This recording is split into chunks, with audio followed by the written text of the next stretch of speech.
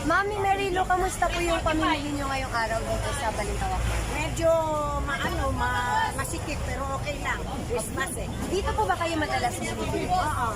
Kamusta naman po yung presyo ng mga bilihin ngayon na 3 araw na lang bago magpasko? Medyo tumas konti. Hindi pa rin. National Media. Ito, wala na lang yan. Sorry mo malay mag-iartista tayo. Pero yung sa napamalengke niyo po ba?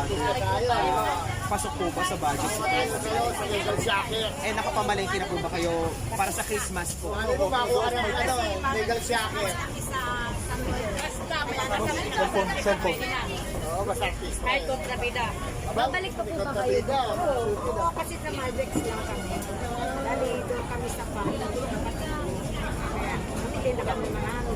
Sa tingin niyo po ba yung mga presyo ng bilihin dito ay naaayon naman po sa presyo na dapat talaga patupad? Kasi yan naman talaga ngayon sa masa. Ano po yung pinamili niyo? Butido. Sarap to. Special. Cellphone. Kare-kare eh. Tawagin mo ko, kainin natin. Bumili ako doon sa hardware. Hindi masarap yun, ito masarap to. Hindi nga, ayaw nilang kainin lang sa kanila.